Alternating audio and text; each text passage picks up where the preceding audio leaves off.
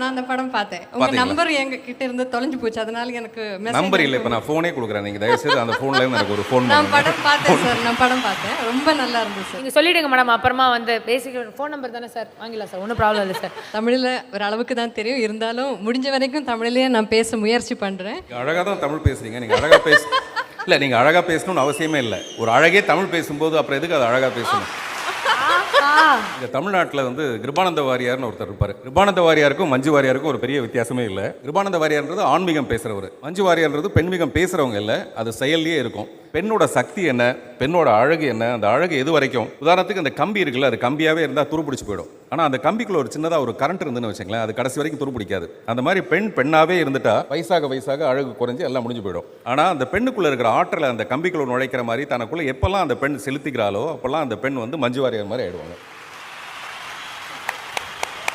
அந்த கம்பிக்குள்ளே இருக்கிற கரண்ட் மாதிரி தான் உங்களுடைய ஆற்றல், உங்களுடைய படங்கள், உங்களுடைய நடிப்பு இதெல்லாம் பார்க்கும்போது ரொம்ப பெருமையாக இருக்கும், ரொம்ப சந்தோஷமாக இருக்கும். ஒரு பெண் எப்படி இருக்கணும், தன்னுடைய ஆற்றலை பெருக்கிக்கணுங்கிறதுக்கு நீங்கள் ஒரு பெரிய உதாரணம். அதுக்கு என்னுடைய மனப்பூர்வமான வாழ்த்துக்கள். நான் சொன்னல கிருபானந்த வாரியார்னு, அவர் 2 மணி நேரம் பேசினார்னா காதை கவிட்டு போயிடுவார். ஆனால் 2 மணி நேரம் நீங்கள் ஸ்க்ரீனில் வந்தீங்கன்னு வச்சுங்களேன், மனசை கவிட்டு போயிடுவீங்க. அந்த மாதிரியான ஒரு நடிப்பு உங்களது. அசுரனுக்கு என்னப்பா பெண்பால் யாருக்கா தெரியுமா? அசுரனுக்கு என்ன பெண்பால்? அசுரி. அப்படி ஒரு நடிப்பு மஞ்சு வாரியருடைய நடிப்பு. வாழ்த்துக்கள். இப்போ நீங்கள் பேசலாம். ரொம்ப ரொம்ப சந்தோஷம் சார். இந்த அவார்டு வந்து எனக்கு ரொம்ப சிறப்பானது. தமிழில் ஒரு அளவுக்கு தான் தெரியும். இருந்தாலும் முடிஞ்ச வரைக்கும் தமிழ்லேயே நான் பேச முயற்சி பண்ணுறேன். ஏன்னா இது வந்து நான் முதல் தமிழ் படத்துக்கு கிடைச்ச முதல் விருது, இந்த பிஹைண்ட் வுட்ஸ் அவார்ட். அது மட்டும் இல்லை, மலையாளத்துலேயும் ஒரு விருது, பெஸ்ட் ஆக்ட்ரஸ் அவார்டு கிடச்சிருக்கு. 2 மொழியில் ஒன்றா ஒரு விருது கிடைக்கிறது என் வாழ்க்கையிலே முதல் தடவை.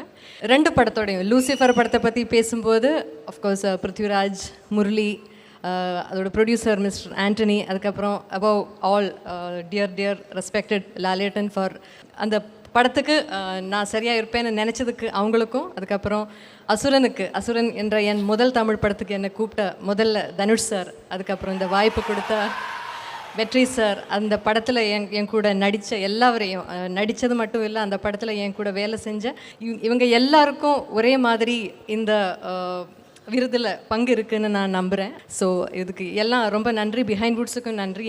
நான் மனசில் ரொம்ப மதிக்கிற, எனக்கு பிடிக்கிற நிறைய பேர் தென்னிந்தியன் சினிமா உலகத்தில் எனக்கு ரொம்ப பிடிச்ச நிறைய பேரை இங்கே பார்க்குறேன், முதல் தடவையாக பார்க்குறேன்.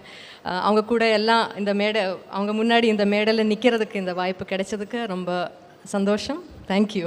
நீங்கள் அழகாக தான் தமிழ் பேசுகிறீங்க. நீங்கள் அழகாக இல்லை நீங்கள் அழகாக பேசணும்னு அவசியமே இல்லை. ஒரு அழகே தமிழ் பேசும்போது அப்புறம் எதுக்கு அது அழகாக பேசணும்?